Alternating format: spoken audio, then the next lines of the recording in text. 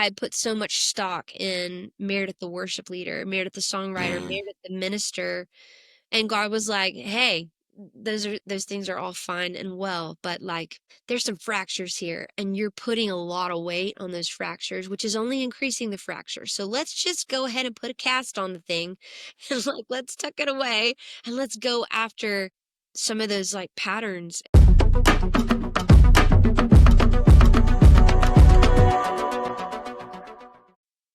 Well, Meredith Andrews, thanks so much for joining us today. How are you today? I'm great. How are you, Sam? Good. I've been looking forward to this. Me It's too. it's been a wild day, and I'll be honest, days where I'm in the studio creating Hmm. make me kind of spacey. So I Yeah. feel really spacey right now. I'm trying to expedite a passport, so I'm feeling a little overwhelmed. That was my day.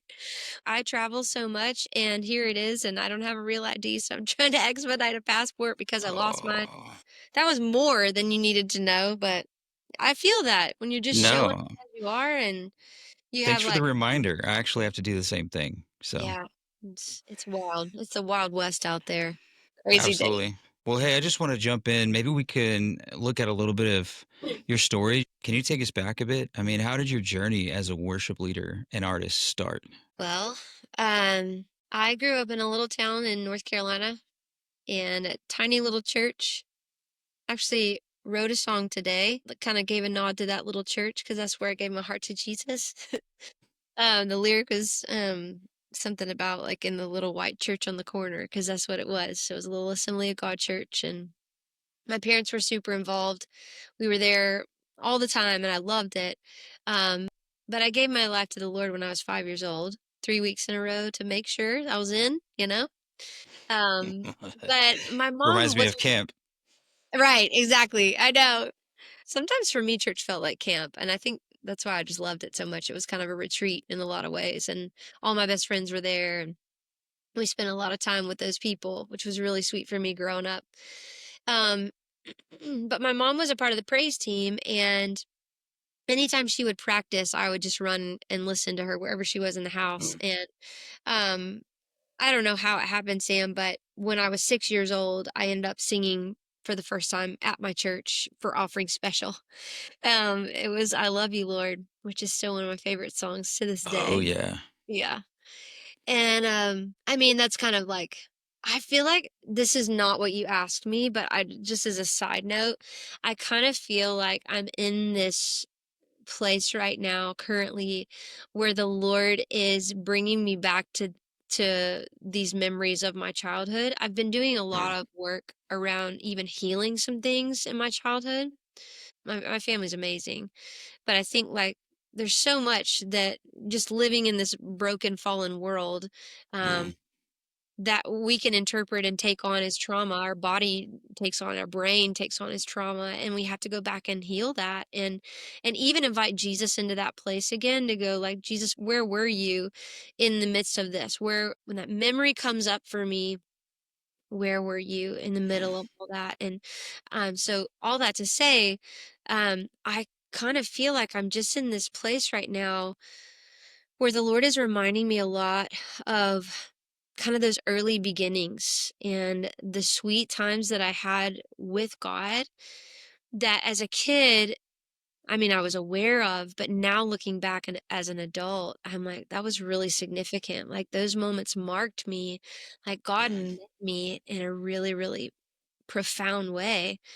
And but profound, like not complicated, still simple and still like, okay, I just have to read you this lyric if you don't mind. Like Mm. literally, it's just really fresh. So this Please. song we wrote this morning, it says, I remember the way that we started, the place where the journey began. In a little white church on the corner, you asked if I needed a friend. And it's just like when you have a friendship with God, when you have a history with God, it's like it's just so beautiful, and I could just, like, cry thinking about it and the ways that he met me throughout my childhood. But Mm. when I was 12, was when I really started kinda plugging in more with music. I wrote my first song at that time. It had 6 verses and no chorus. I didn't have any concept of songwriting format, you know? But I was also starting to sing backup and play tambourine in my youth band. And that kind of evolved into me playing keys and leading when I was around 13 or 14. And I would travel to all these like tiny little country churches in Eastern North Carolina, whoever would let me come. And I would give, like, put on a little concert kind of thing. But it was like some of Mm. like backing tracks, Rex St. James and Point of Grace. And then like, here's my little original songs on the piano that I'm singing. I would kind of mix it up. So that's kind of where it started for me. I mean, that's like early beginnings. And, I've told this story so many times, but like when I was 17, I had this, when you have those like memories that they're pretty formative and they're really foundational, and you go like, "Oh, I'm never gonna forget this moment." I had one of those when I was 17 at a Rebecca St. James concert, speaking of. I just as she was up there, I just felt like I was on fire, like, "I don't know what this is, but I feel all the things right now," and she gave, like, a call forward for surrender, and I walked forward, and I was just like, "God, I don't know what you wanna do with my life, but it's yours, it's always been yours, and I'm just saying yes to you before I even know the question." Mm. I just here I am again, This is kind of just a moment of surrender again, and the Lord that night, Sam, just said to me, "Meredith, be faithful where I've placed you." And at the time, I was leading worship on Saturday nights at my church for our youth service, and sometimes on Sunday mornings, and starting to write songs more, and you know, I ended up going to Liberty University. I did not study music there. Music theory terrified me. So What did you study there? I minored in worship, but I majored in something called family and child development. I thought Mm. I was going to move to Guatemala and work in an orphanage, but then I ended up in Chicago, at a church for 10 years. And in the midst of all that, kind of like soon after I moved, I mean, this is long story short, but signed a record deal and met my husband. So there was a lot happening in the 2006 to 2008 range, for me. But yeah, now we live in Nashville. We've been here for 10 years, and There's so much in there I want to come back to, actually. That moment at 17 at Rebecca St. James concert, Mhm. was that a specific moment you knew that God was calling you into music, or was that just one of the pieces? I think it was both because I knew that as I was watching her, and like when I say I felt like I was on fire, it was like thought I was going to come out of my skin. It was like, I think I'm supposed to do that or some iteration of it, Mhm. but I don't know what it's going to look like. And I don't want to try to like force anything. And so that's why I'm just like, Lord, why do I feel this way? I don't even get it. I don't even know. But if you want to do something like this with me, then I'm good with it, you know? But I wasn't even, like I said, like when I was at Liberty, I didn't major in music. And even though I was Mm. part of a couple teams that we led worship on a very regular basis, it wasn't until my junior year that I knew it was another one of those moments. I knew as I was leading a song called Sing to the King, that I'd Mm. sung 1,000 times there. I just had this knowing in the middle of that, oh, this is like the rest of my life, in some capacity, in some form. But just getting Interesting. to lead people into the presence of God through music. It's interesting the things you can be aware of while you're deep in the middle of another experience. Yeah, Like, you're having this whole experience of your own while people in the audience are having an experience with you, for sure. which is interesting. Yep. That's a random side thing, but I've thought about that myself as I'm Oh, leading worship. that's really You know what I interesting. mean? Mhm. So, yeah, I relate. I may have mentioned it on another episode, but I had a moment like that when I was 7. It Mhm. was actually a Jesus movement era artist Yeah, that my parents took me to a free concert at our church, and it was also an Assembly of God church, by the yeah. way. I Amazing. grew up in San Diego, so that's where I was. But Yeah, yeah, it was. I relate in that it was the night I knew what I was going to do with my life, and yeah, it wasn't the it wasn't the style of music. For me, it was just the way that he discipled the room through songs, yeah. and I just knew I'm going to disciple people with songs, Come on. you know. And then, like you said, it wasn't just one thing; it was multiple things. But Yeah. that's crazy. Yeah, I always love to hear those stories of like the moment you know. Right. what you want to do with your life. No, it's Well, just wild because even, like, growing up, I always told people I was gonna be a missionary, and I guess I am, but just not in the traditional sense of a word of the word, you know? ooh, And I think yeah, it's like, if I could just that's what I always said, and so I think I always knew that I would preach the gospel with my life, but I just didn't know necessarily it would be through music primarily, you know? And I mm-hmm, didn't know that it would be primarily in the States. But you right. can be a missionary anywhere, it doesn't have to be overseas. It Now, can. have you been able to travel to Guatemala to do music? Yeah, so the reason why I really wanted to move there, even when I was a student at Liberty, was because my freshman year we went as a team. Our missions, it was like our missions team. And so we would do conferences on the weekends and I mean van and trailer every weekend. And then once a year we would go Hmm, overseas. So Guatemala was where we went my freshman year, El Salvador my sophomore year. But yeah, I went back there 5 times after that first one, and there were a couple times we did like a big crusade, you know, and just invited people and we would sing songs in Spanish and, you know, hmm, the drama and the skits and all that and like somebody preaching and but also just like in these villages and in their little churches, hmm. you know, jumping in with their worship teams and singing our little Spanish songs a cappella, you know.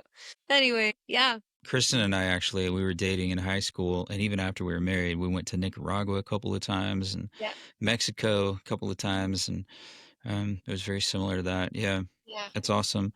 Who were some of your early influences or mentors that maybe shaped the way you see worship? Well, I think Rita Springer was one of them.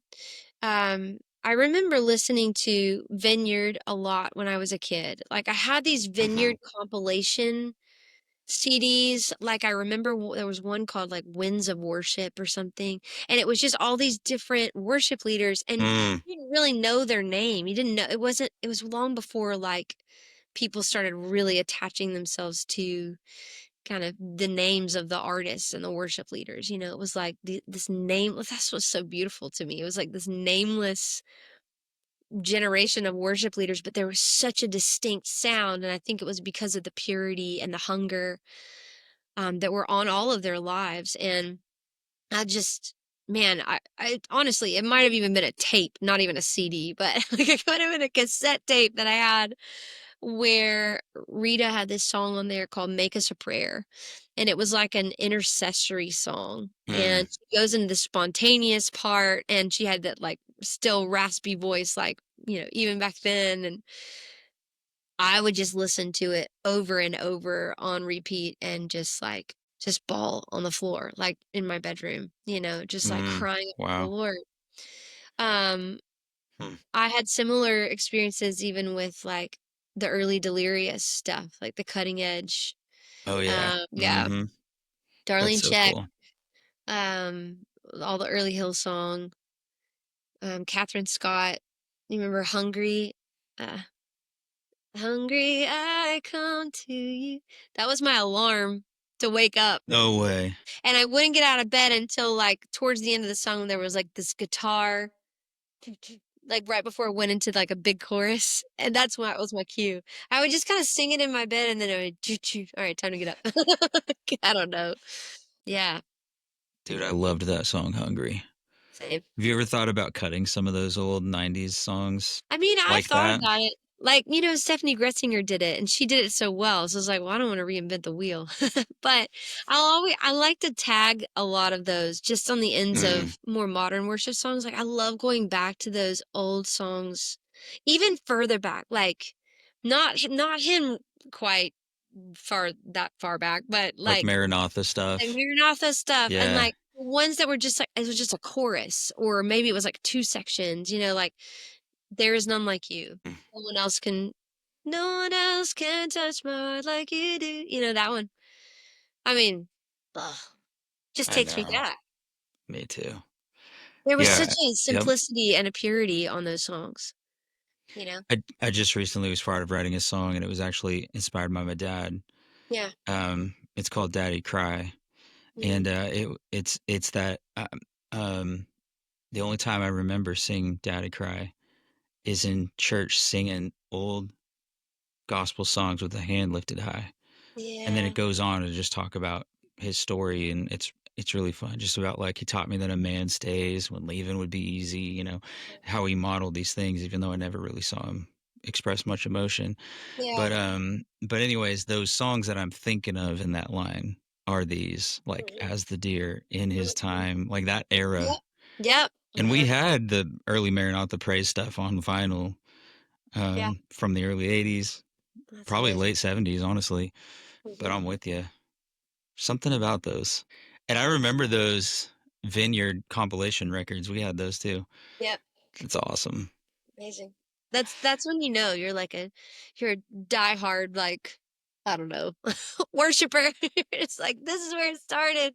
I just love connecting with people who have that similar story, and it was like the kinda just that era of songs that were being released, it was just, like, catching fire in our hearts, you know? Right. Yeah.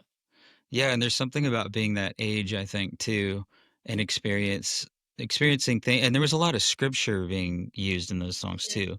I Yep. remember some of them were even just verbatim, like just Yep. quoting scripture to a melody, and Right. it just gets in you.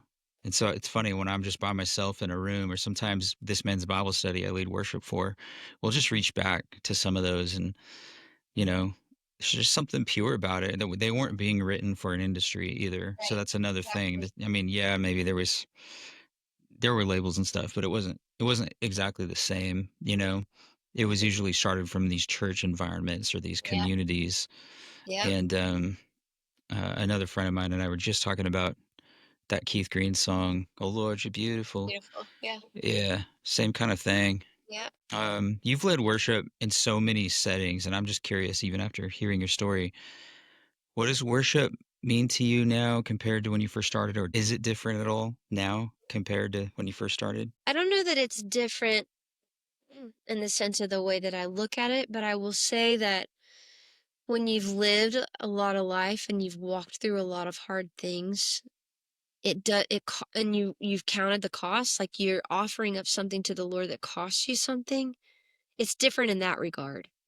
Because it's like when I first started as a Hmm. kid, I mean, I was little. I didn't have a lot of life experience. I hadn't experienced a lot of difficulty or trials or heartbreak. But it's like the longer you live, you kind of just go like, well, even in the midst of this circumstance that is not ideal, like, God, you're still worthy. And you're actually more worthy. Well, I mean, your worthiness doesn't change, but in the midst of like what I'm facing, you're worthy of an offering that costs me something. And Hmm. Bill Johnson says, like, this is the one chance we get to worship God through suffering, like this side of heaven. Because once we're there, he'll wipe every tear from every eye. There won't be any more brokenness. There won't be any more pain. And so it's like we get one shot to choose how we respond day in and day out to life, to situations. And man, I want my response to be worship because my Hmm. circumstances don't change his worthiness. My circumstances don't affect his character and his nature and his faithfulness in my life. Um, Right.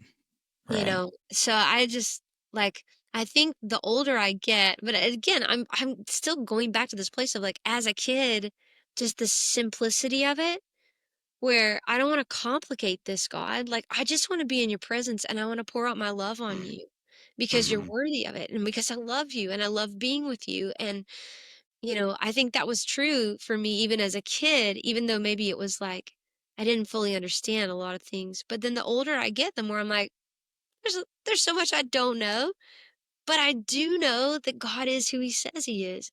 And I have had these encounters and these experiences with him that have just tethered me to him, have anchored me in his word and in his presence. And it's like, I don't want anything else.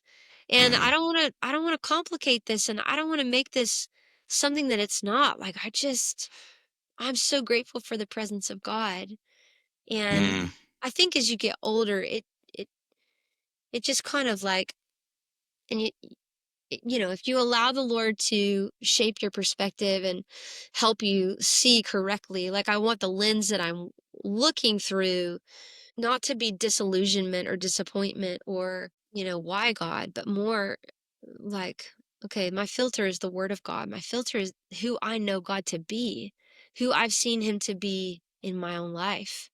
Like that's the lens that seeing everything else through. It's And so so I good. just, worship is just like us responding to God revealing himself to us. And, the longer we live, the more revelations, hopefully, that we're getting from him, as we're leaning in and we're tuning our ear and we're just asking God to open our eyes to see and our ears to hear.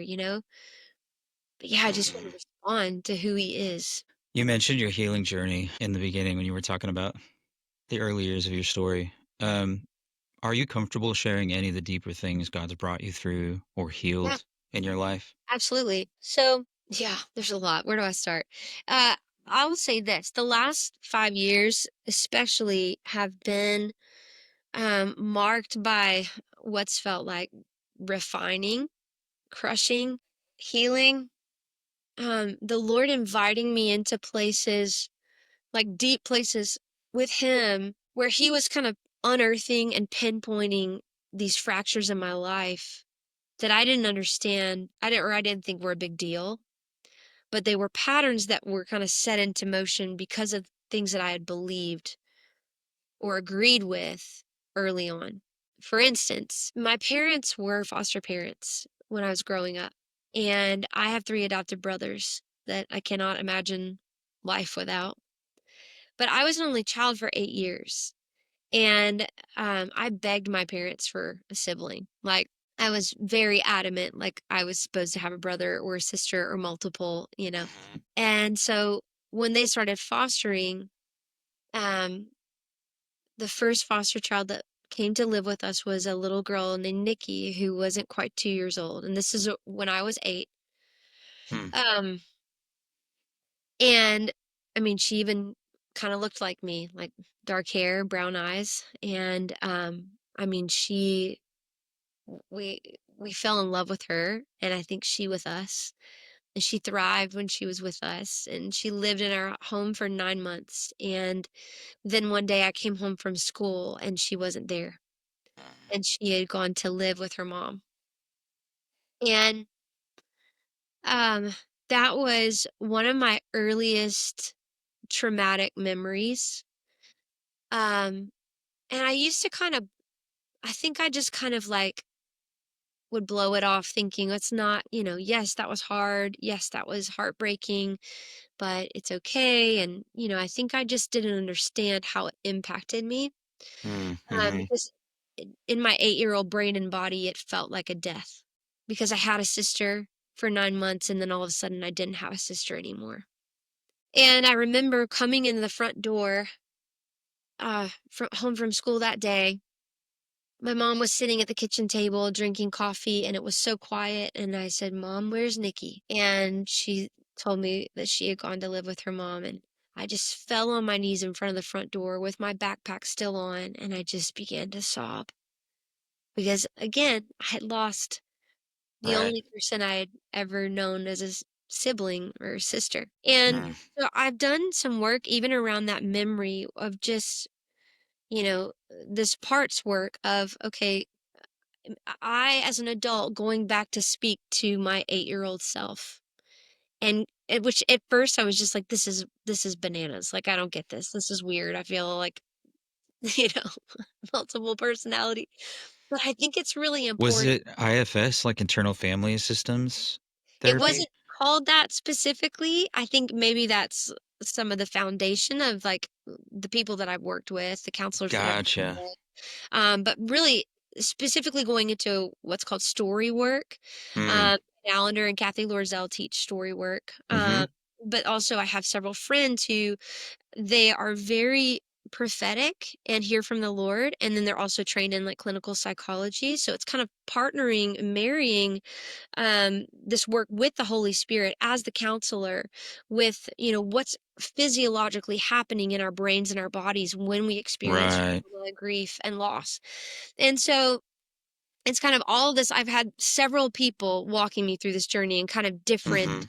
um, in different stages and different places in my life. Mm.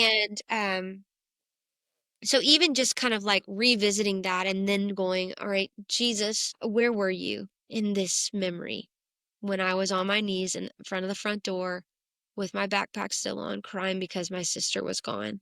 Mhm. Where were you? And seeing him kneeling down beside me with his arm around me, and he was crying as well.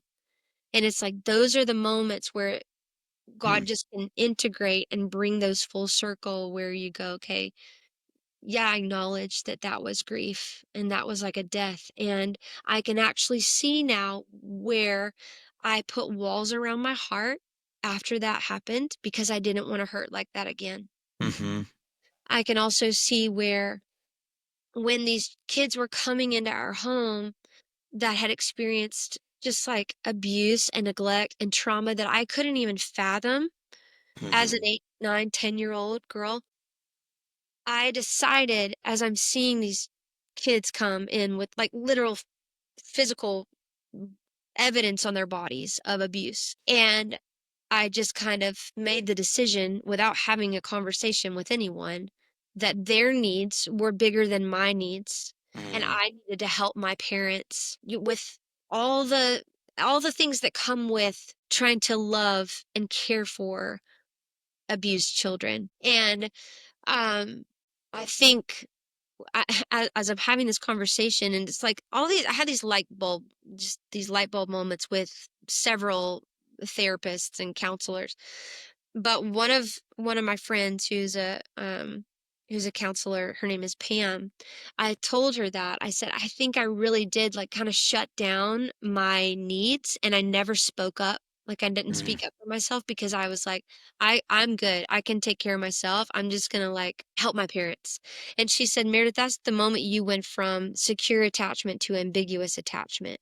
Ambiguous attachment meaning like, where do I fit? Where do I belong? Who sees me? Who is attuned to me? Who knows my heart and can feel when I'm off or I'm have needs, an emotional need, not just a physical need. My parents are meeting my physical needs, but I think sometimes they were too overwhelmed to notice some of my emotional needs. And granted, like again, they were amazing people. They're still my heroes.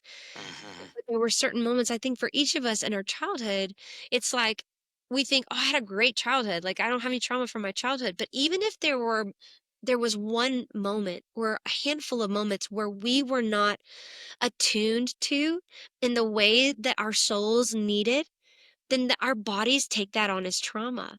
And so I think it's not a witch hunt to go find all the places where I was harmed so that I can like stay in this perpetual victim mentality. It's more of like, no, this is an invitation from the Lord to partner with him for my own healing Mhm. and for the integration of my own soul because a double-minded man is unstable in all his ways. And so as I've been learning even about these parts that kind of, not even getting into like the deep stuff like the DID, the dissociative disorder, that's not what I'm talking about. I'm even just Mhm. talking about what happened to you when you were 10 years old that it kind of kept you stuck in that 10-year-old space. And that's whenever you get triggered, whenever that part of you gets triggered from when you were 10, you respond or react as a 10-year-old, and it's like those are the things that I'm trying to go after in my own heart and in my own soul. And I feel Mhm. this like invitation from the Lord. And it happened starting really, I think, in the last 5 to 10 years. But I had this dream, Sam, in 2020, and it was like I had this it was a picture of the words healed and whole on a banner. And it was like people were running under this banner like it was a finish line. And I woke up and I was like, God, what is that? Is it a song? Is it a book? Is it a conference? Like, what is healed and whole? And he's like, that's the journey that I have you on. And you cannot lead other people into their healing and wholeness unless you have gone down that road and walked that out yourself. And so I just know that the last 5 years for me have been so categorized by, all right, Lord, like he'll bring something up and he just is like, get curious about that. Okay, I'm curious about it. What does it mean? Why did I respond that way? Why did that trigger me? There's obviously something there that you're trying to highlight and bring to the surface. Not because he wants to bring us into shame, because God doesn't shame us. Whenever he brings things into to the light and and to the surface, it's because he wants to heal us. I love that. Yeah, that's who he is, the healer, the redeemer, and sometimes he has to take us to the valley of death to bring us Yeah. to life, you know, and Yeah, it's because without the death, there's no resurrection. You it's can't right. have a resurrection if there's not first a death. And I think we, especially as Americans, we don't wanna go there. We don't wanna go to the depths of our story. We don't wanna understand the harm and the trauma because we wanna be able to slap a Band-Aid on it and put a bow on it and be like, "No, I'm all good. God healed me." Yes, God heals. He heals 100%. He does. But the significance of being able to Kathy Lorzell and Dan Allender will talk about shalom shattered and shalom restored. So shalom is wholeness, it's completion, it's not lacking anything. So we all have our stories of our shalom being shattered. The peace, the wholeness of our lives just being broken apart and shattered. And if you look at the cross, they relate it to the cross where shalom shattered is represented in the cross ultimately. And then shalom restored is represented in the resurrection. Well, what happens in between? Like, there's a war going on. Jesus goes to the depths. He like literally descends into Sheol itself and takes back the keys. And it's like, this is the invitation that he's giving us to go to the depths of our own story and take back the keys. The places where the enemy tried to rob from us or steal from us, where he tried to end our lives early, where he tried to thwart the plans that God had for us or abort the legacy that God had on our lives and our family line. Like, we get to take that and go, not on my watch. And that's what healing is. It's less about, oh man, all these things were done to me and I'm a victim. No, it's like, I'm going to go into the depths of this because how are we going to, how do we, you know, live in this place or get to this place of celebration and joy and integration and wholeness if we have not first experienced the sorrow and the depth? It's like it's equal parts. It's like I can only experience joy as much as I'm willing to experience the depths of sorrow. And I think that that's like, I don't know. Maybe that's the part of worship even that we don't always understand is like the lament. That's still worship. It's not complaining, but it's honesty. And it's like, God, this hurts. God, I don't understand. But still I will praise you. Still I will trust you. And I thank you that I'm in process and that you're healing me and that you're still worthy of my whole life. It's so good. In fact, there's so many things, it's hard to even know where to start. I love everything you're saying. Chip Dodd has a book called Voices of the Heart, and Yes. almost every morning I go through his feelings chart. Yeah. And one of the things I've learned from him is what you just said about sadness, that actually the path to joy is through sadness. You Yes. can't actually experience joy if you try to sidestep sadness or numb it or medicate it or push past it. You have to go through it. And that's been so significant in our lives. And I love everything you're sharing, even just the importance of people with letters after their names in therapeutic situations that where they know what they're doing while also having a biblical perspective and worldview and having those things married together. Yeah. That's at least in my life has been so important, and I just wish everybody could experience that because who I am today is so, like using your term, whole Mhm. because of going through that than if I never had or if I tried to sidestep sadness. Yeah. The joy that I experience is because of that. And my wife too, and some of the folks listening know some of her story of getting a cancer diagnosis 2 years ago. And she ended up, long story short, going down a holistic path for the treatment and mostly a holistic path. And part of that was this clinic in Mexico called Hope for Cancer. And it's a doctor who's a Yes. believer And Yes. anyways, she's getting to know him and his family now, Yeah. just through a bunch of crazy um, things that have happened since. But part of what they do there is they assign you a therapist Mm. because there's what I've been learning from her is the connection between uh, trauma, Yep. unresolved trauma, and emotional pain and disease. And I Mhm. know that's a crazy left turn we weren't No, planning it's on not talking though. about here, but It's not a crazy yeah. left turn, and also I love Hope for Cancer. I've been following them for years. I think it's incredible what they're doing.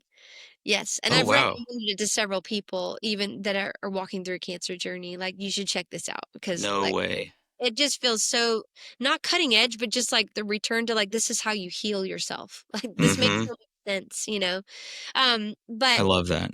yeah, but even the piece of like, okay, if I have unforgiveness, if I have even anger or bitterness, like there's this book that my friend sent me that I can't even remember the name of it, but it was basically talking about how certain emotions get stored in different organs. So Mm, anger gets stored in your liver. Um, you know, heartbreak is actually has a direct correlation on your actual physical heart. You know, it's like grief, it affects your heart or your lungs even. And so it's just like so fascinating those things because we try to separate it and compartmentalize. But I think, like, when I think about Jesus and the way that he lived his life, like, he was so holistic in his approach. It wasn't mhm, like he was meeting people's physical needs while speaking to their souls, while rescuing their spirit man. Like, it's spirit, soul, body, and I think mm, sometimes we put all the emphasis on one or the other, but we don't understand how they're all so intertwined, and mm, that's what God is inviting us into, even if this life abundant, it's life mhm, abundant not just when you die. It starts now. And it's not just for your spirit and it's not just for your soul, but it's spirit, soul, and body. So even just leaning in and going, God, what does that look like? And how do I accept this invitation from you? Where it is mm, this I say the word integration, and I know it's kind of like a counseling buzzword, but if you even just think about the word integrity, like integrity is it's it's the opposite of double-minded. It's single-minded. mm, It's oneness. You know, I think sometimes we think of integrity in terms of morality, but it's more so this oneness, this union where I'm not confused about my parts. Like it's I body, soul, spirit in alignment with the person of Jesus and with the word of God, mm, with the Holy Spirit. And so every day it feels like this new adventure and discovery to go, okay, God, how do you want to align me with you today? Not with a system, not with an institution, not with a tradition, but with who you are, with mm, your very essence and the way that you lived and the way that you brought the kingdom of heaven to earth. And you said, Jesus, you said that the kingdom of heaven is within you. mm. Okay, well, what does that look like? Man, I love that you're bringing this up, and thanks for being willing to open up a little bit Yeah, of course. more than a lot of people would, just talking about your life and your past and this process. And I know in my own life that sometimes you're in a place of ministry, and yet I know when I've gone through some of these seasons of, especially therapy, Hmm.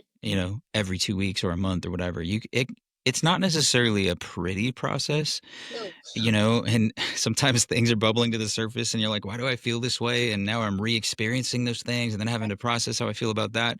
Yeah. But yet Sunday, I got to get up and lead 5 services, were there seasons where you were leading while still in process? Mhm. And if so, how did you stay grounded in those moments? Yeah.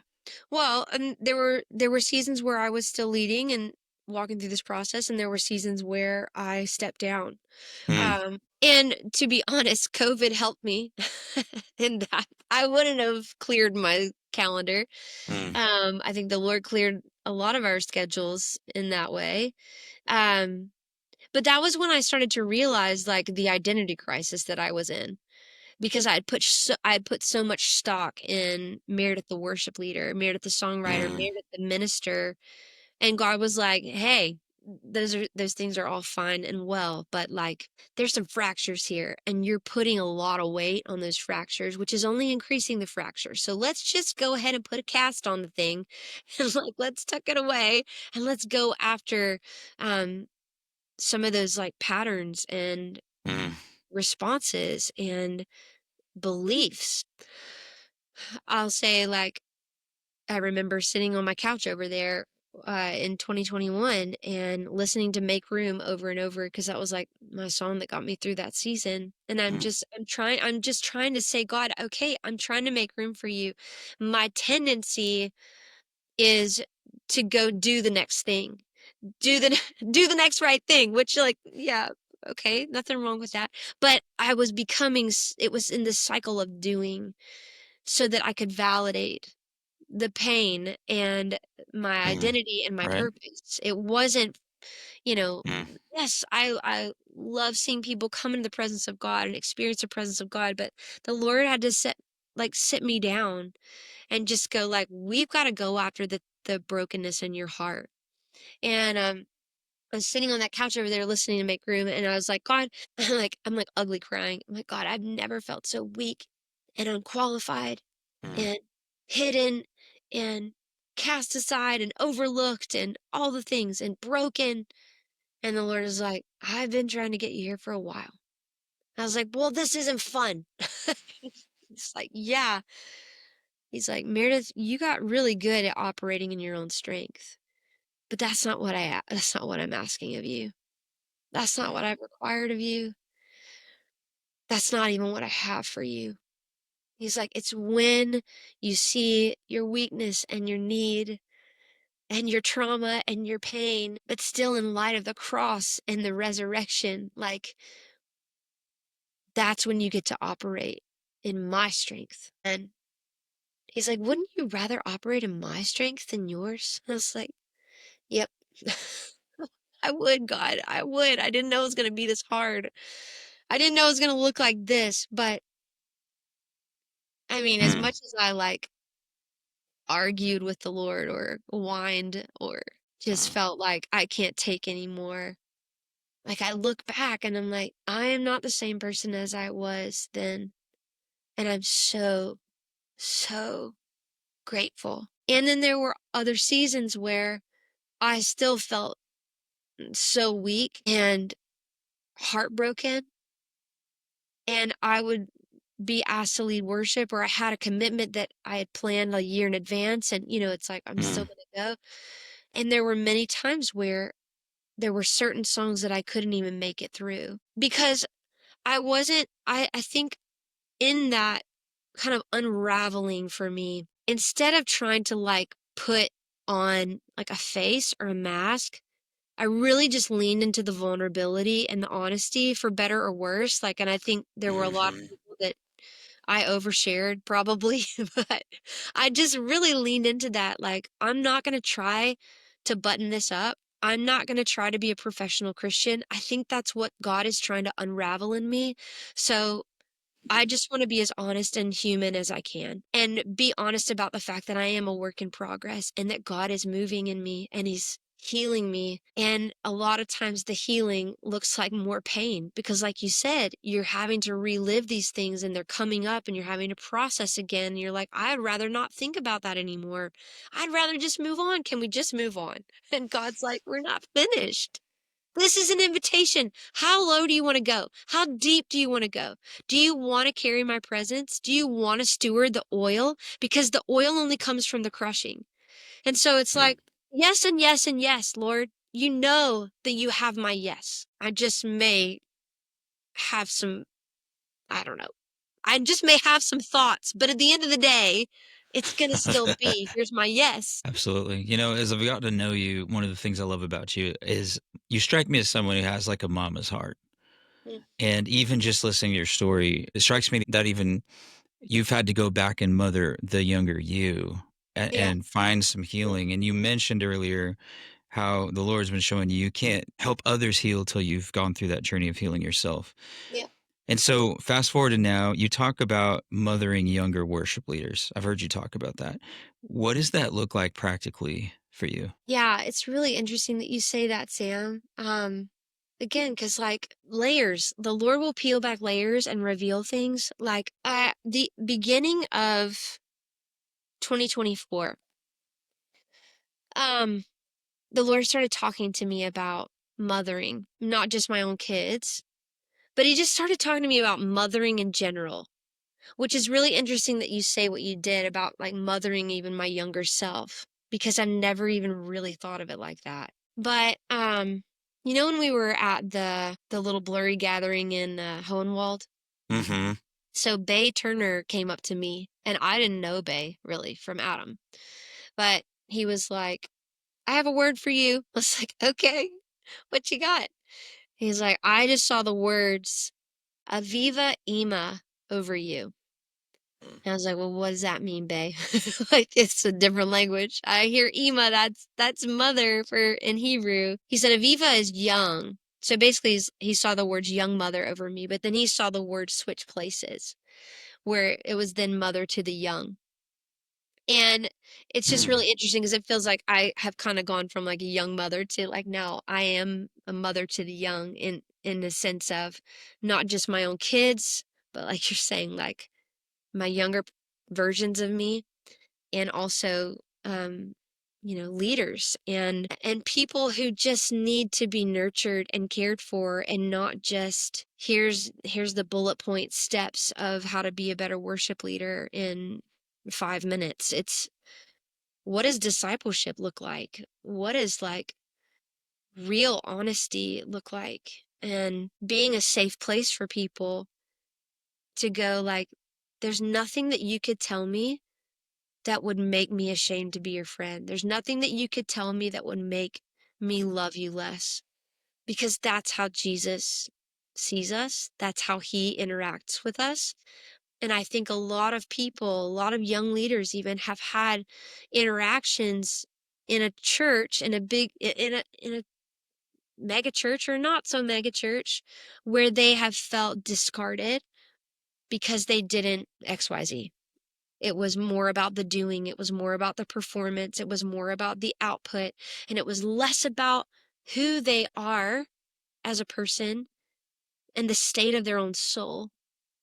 And I think just the role that the Lord is inviting me into right now, as I've done this work with him over the last 5 years, it is more about soul care. It is more about what is your story and where do you see God in it? And what parts does he still want to redeem? That's so good. I'd love to open up maybe an opportunity for you to do that here a little bit. So, what wisdom would you offer young Christian artists starting out and navigating the music industry without losing their heart? And I would say without losing their voice. I can't tell you the number, and this is maybe opening up a different topic, but I can't tell you how many young female artists in this studio that I'm sitting in right now for writes or recording sessions or whatever that have just told me, really uncomfortable stories about how they've just been kind of minimized and quieted or controlled and turned into a certain thing from an industry perspective. So that's why I say losing their voice, but without losing that ministry heart too, you Mhm. know? No, for sure. Well, I think there has to be an awareness. I think when I first started, and a lot of young people, especially females, I think we come in just thinking this is all going to be amazing, and sure, there's going to be some hard things, but everybody is for me, and they want like the best for me, and I think that I was very naive, I will say that. And the first time I heard somebody from a record label, I was in a writing room in Nashville. It was early on when I had started co-writing, and as they're closing the door, their last words were, "Write a hit." And it's like, "Wait a second. Uh, I didn't know that's why we were here. Like, that's not why I'm here.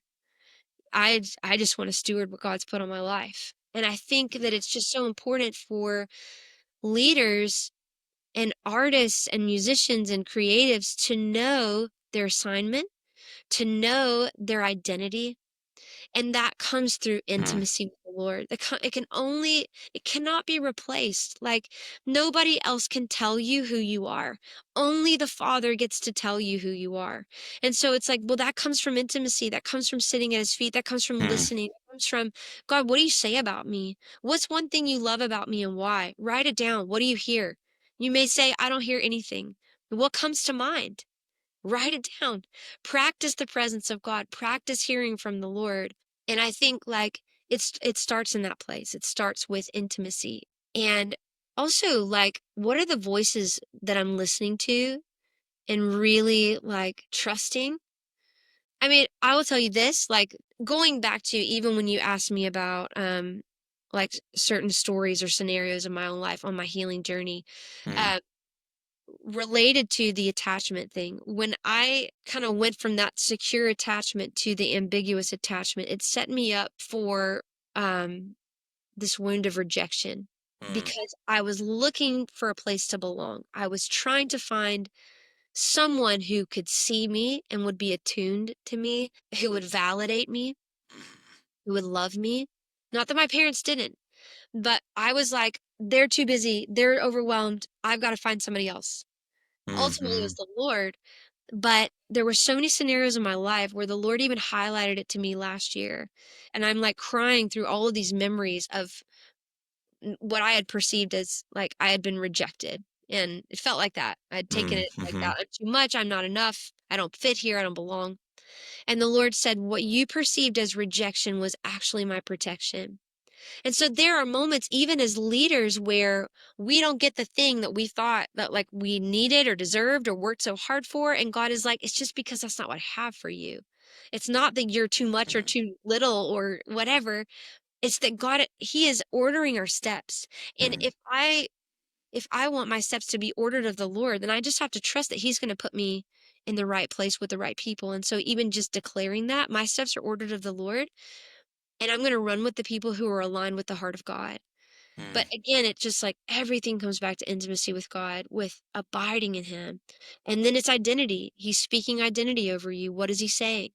Because anything else that contradicts what He says is a lie. And you mm, have to break it off. You have to come out of agreement with it. And then thirdly, I would say integrity. And again, I know it's like my favorite word today, but wholeness. I trust the Lord and I'm tucked in with him. I'm staying locked in with him. Whatever he says about me is true, and everything else can just fall off. mhm. That's so good. One of my reasons for wanting to have these conversations and to gather a tribe of Christian music makers Yeah. is this emotional health piece. Yeah. And sometimes that gets seen as separate from ministry or separate from following Jesus. It's Yeah. like we have faith in church, but then we have psychology or something, like this whole Mhm. other separate science thing. Yep. And I love how you even talked about that we are one whole person Yep. and these things can't be separated out. And I Right. think sometimes we do that in ministry and in Christian music where we want it to be this one happy sort of vibe and experience and forget that most of life is not that, or a lot of Yeah. life isn't always that. Yeah. So, anyways, real quick, while we're still on the topic of mothering Yeah. younger artists, do you have any wisdom just about some industry things like business decisions, partnerships, contracts? I feel like most of what I've learned about those things I've learned the hard way, you know. And I think it's never like a one size fits all situation. So it's kind Mhm, of hard to give advice except to say that if it does not align with the heart of God, then like don't chase it. Don't mm, waste your time on it. I remember sitting down with an attorney, an entertainment lawyer, I guess they call him. mhm, And he's a believer, and it was years and years ago. Jacob and I had coffee with him, and he basically told us how he worked on like the old Gaither original record deal. mm, And he literally showed us a copy of this record deal, and I don't know if it was with Atlantic or who it was, but it was basically like let's say it was Atlantic. They marked out whatever mainstream artist that literally just crossed it out and wrote in Gaither Vocal Band.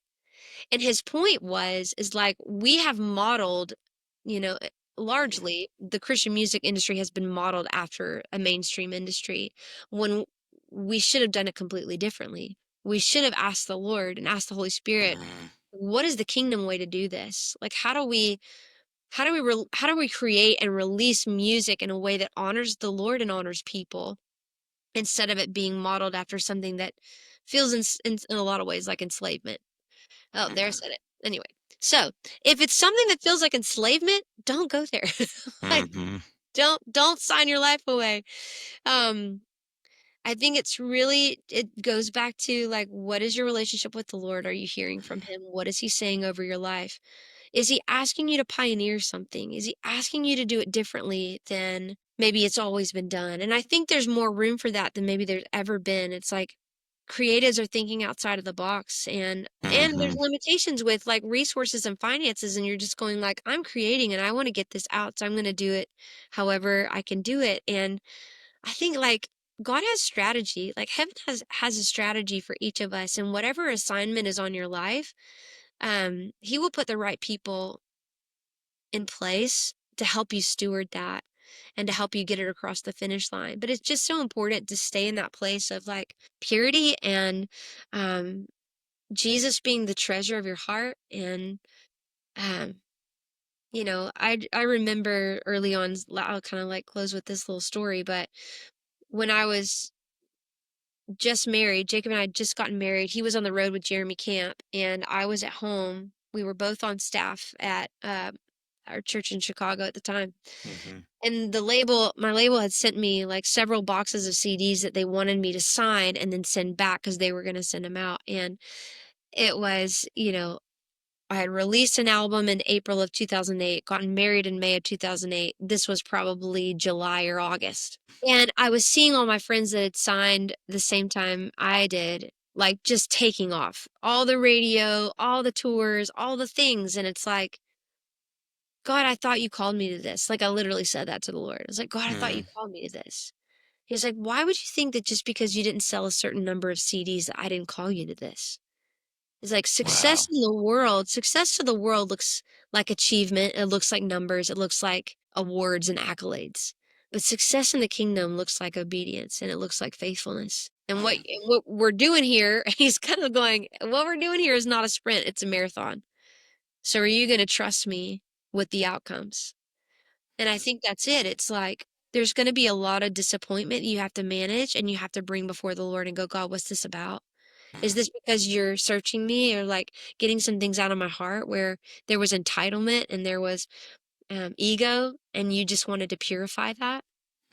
Because sometimes that's what it is. mm. But I'm like, I'm in it for the long game, you know? I'm not trying to be a celebrity either. I just want to be faithful and I just want to steward what God has put on my life. So I'm like, that ebbs and flows with every season. Like now I'm a mom and my kids, as we've had to stop this podcast a couple times because I'm like making sure somebody's picking up my daughter from dance. Like, you know, it looks different. And I think it's like, I want to get on board with what God's vision is and ask Him to impart that to me. God, what are your purposes for my life? Not what's my purpose, but what are your purposes for my life? That's what I want That's to be so about. good.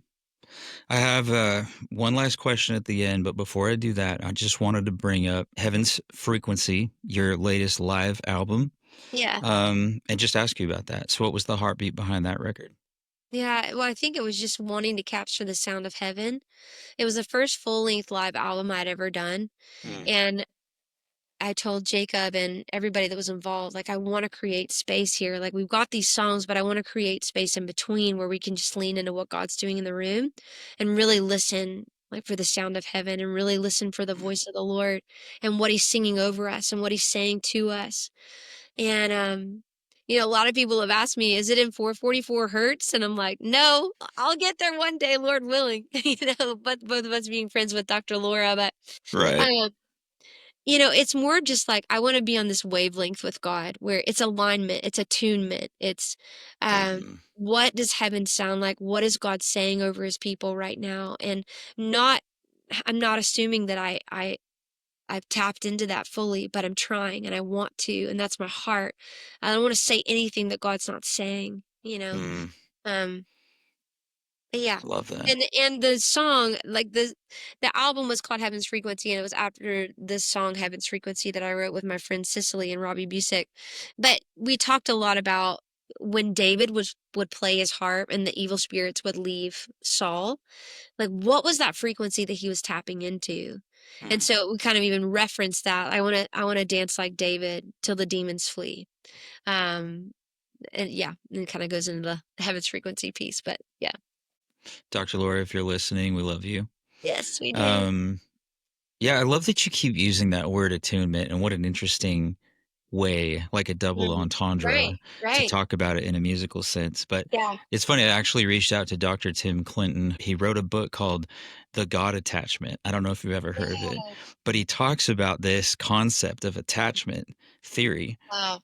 with our relationship with God, and how Yeah, those attachment things that have happened to us, which, another time we can talk about, like trade stories, because so much of my work in therapy and the doing the parts work and all that stuff has been related to attachment work yeah. as well. And so it was um, really significant reading this book, and I wanted him to come on here and talk about attunement and our Right.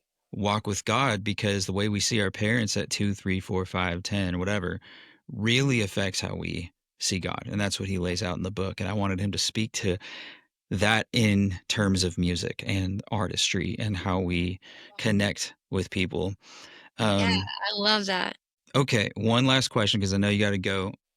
If you can go back to that 17-year-old Meredith and mentor her, Hmm, what's something you would tell yourself as you're stepping into this calling? hmm.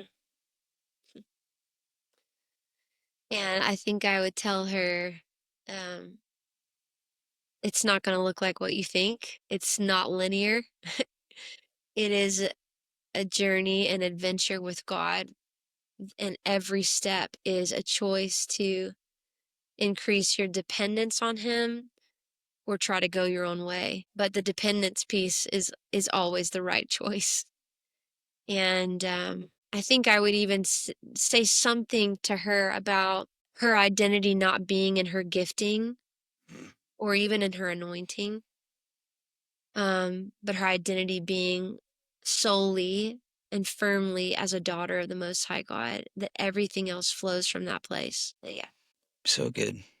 Meredith Andrews, what a gift. Thanks so much for your time. And I'll let you get back to mothering in the more practical sense, the immediate sense. Right. Amazing. Awesome. Well, thank you so much, Sam. Thanks for having me. I've so enjoyed this. Thank you.